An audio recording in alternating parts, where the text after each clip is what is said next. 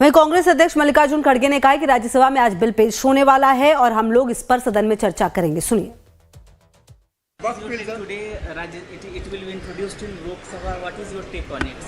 No, we'll discuss it as the Parliament discussed. We are also discussing. सीधे लिए चलते आपको प्रयागराज क्या कुछ कह रहे सीएम योगी आदित्यनाथ, सुनाते हैं। माननीय विधायक दीपक पटेल जी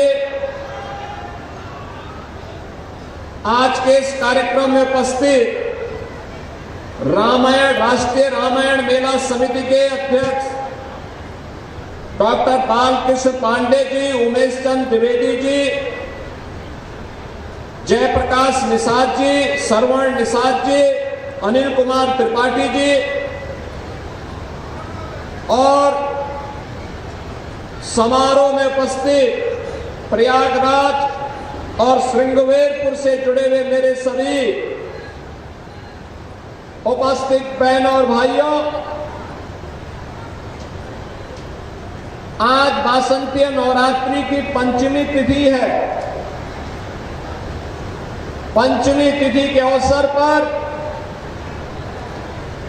प्रभु श्री राम के अभिन्न सखा निषाद राज की इस पावन जयंती कार्यक्रम में महाकुंभ कार्यक्रम के उपरांत मुझे आ जाने का सौभाग्य प्राप्त हुआ है।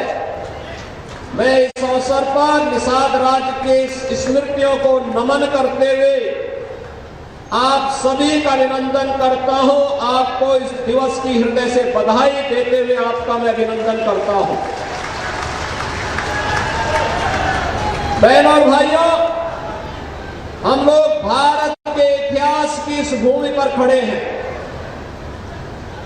हजारों वर्ष पहले इसी धरा पर मर्यादा पुरुषोत्तम प्रभु श्री राम उस समय के इतिहास को रचने के लिए जब अपने पूज्य पिता को दिए गए वचनों के अनुरूप वन के लिए प्रस्थान कर रहे थे, तो महर्षि भारद्वाज के आश्रम में जाने के पहले मां गंगा को पार करने के लिए उन्होंने इस श्रृंगवेरपुर की पावन धरा पर कदम रखा था।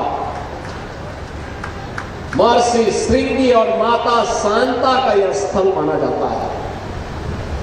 महर्षि श्रृंगी के बारे में मान्यता है उन्होंने उन्हीं के द्वारा महर्षि वशिष्ठ की प्रेरणा से किए गए पुत्रेष्टि यज्ञ के कारण भगवान राम, भरत, लक्ष्मण और शत्रुघ्न इन 4 पुत्रों का जन्म महाराज दशरथ के घर में उनकी 3 रानियों से हुआ था।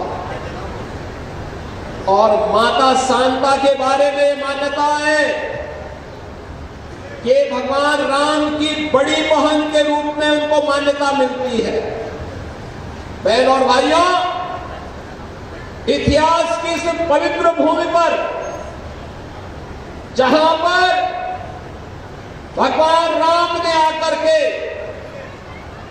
माता शांता को भी अपना परिचय दिया और साथ साथ अपने बचपन के गुरुकुल के मित्र निषाद राज को जब जानकारी मिली कि प्रभु आए हैं, तो उन्होंने उस समय उन्हें अपने राजमहल में रुकने के लिए आग्रह किया। लेकिन भगवान राम ने कहा नहीं, पिता की आज्ञा है, पिता की आज्ञा है कि मैं वनवास में रहूं, वनवास को अभय करो, तो मैं वन में ही रहूंगा। और उन्होंने उस समय निषाद राज ने अपनी मित्रता के धर्म का निर्वहन करते हुए न केवल यहां पे मां गंगा को पार कराने में उनका योगदान किया था, बल्कि महर्षि भारद्वाज के आश्रम तक साथ लेकर के गए। फिर मां यमुना को भी पार करा करके चित्रकूट तक पहुंचाने में सहयोग किया था। बहनों और भाइयों, मित्रता का यह अद्भुत संगम आज फिर देखने को मिल रहा है। इतिहास दोहरा रहा है और इतिहास से दोहरा रहा है इतिहास से दोहरा रहा है कि जो मित्रता भगवान राम और निषाद राज के उस समय थी, वही तो मित्रता भारतीय जनता पार्टी और निषाद राज पार्टी की इस समय देखने को मिल रही है। ये मित्रता वही है। अभी मैं मंच पर देख रहा था, मत्स्य संपदा योजना में 1400 मत्स्य पालकों को करोड़ों रुपया वितरित हुआ है, उसके चेक वितरित हुए हैं, उनके अकाउंट में पैसा गया है। पहले पैसा कहां जाता था? मुख्यमंत्री आवास योजना और प्रधानमंत्री आवास योजना में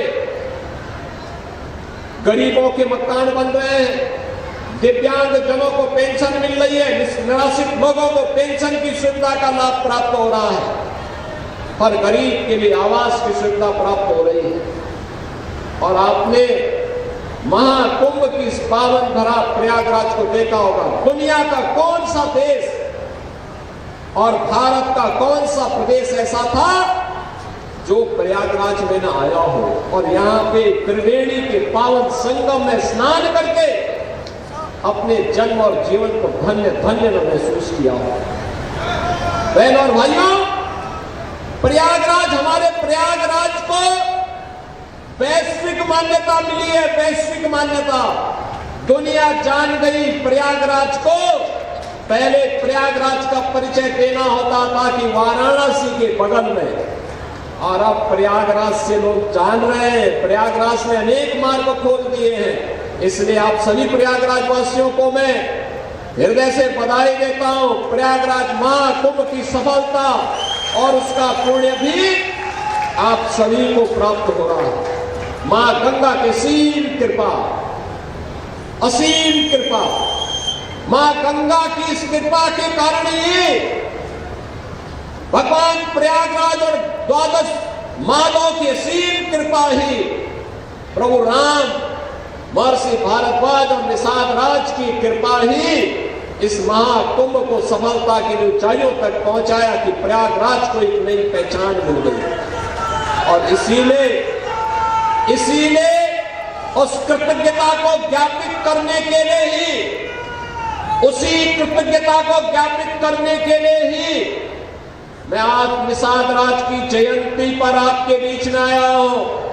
बहनों और भाइयों, अपने पूर्वजों के प्रति कृतज्ञता ज्ञापित करने का यही माध्यम होता है। इससे पहले आने के लिए, आप देखने के लिए कुछ भी नहीं था, कुछ भी नहीं था। एक डबल इंजन की सरकार आने के बाद आज यहां पर भगवान राम और निषाद राज के मिलन का एक भव्य स्मारक निषाद राज पार्क के रूप में आपको देखने को मिल रहा है। आपके गौरव का प्रतीक बन गया है। यह आपको एक पहचान दे रहा है। प्रयागराज से मैं देख रहा था, एक दिन कुंभ में मुझे कई बार आकर आने का अवसर प्राप्त होता था, तो मैं वहीं से देखता था। पीयूष रंजन मुझे कई बार कह रहे थे कि यहां पर एक बार आपको आना चाहिए। जिस दिन प्रधानमंत्री जी ने इसका लोकार्पण किया, इस पार्क का लोकार्पण किया, तब भी मेरी इच्छा थी आने की, लेकिन महाकुंभ के कार्यक्रमों में इतनी व्यस्तता हो जाती थी, नहीं पहुंच पाते थे। और जब मुझे यहां से गुजरता था, प्रयागराज से देखता था, मुझे भव्य प्रतिमा नजर आती थी, आत्मा आनंदित होती थी कि चले, हमने वो समय तो नहीं देखा, लेकिन कम से कम आज हमें सौभाग्य प्राप्त हुआ है कि मित्रता की इस अद्भुत मिसाल को एक भव्य स्मारक के रूप में निषाद राज के चरणों में हम लोग समर्पित करके इस निषाद राज पार्क को वहां पर दे रहे हैं। और बहनों और भाइयों, यही कृतज्ञता ज्ञापित होता है।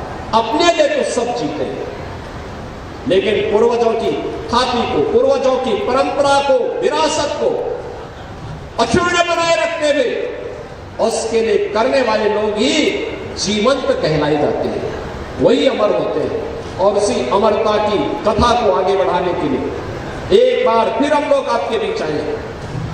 कुंभ ने बहुत कुछ दे दिया उत्तर प्रदेश को, देश को, सनातन धर्मावलंबियों को, एक नई पहचान दिलाई है, दुनिया के सामने मिसाल प्रस्तुत कर दी है। इतना बड़ा आयोजन केवल सनातन धर्मावलंबी ही कर सकता है, कोई और। तो लगातार नजर रहेगी आगे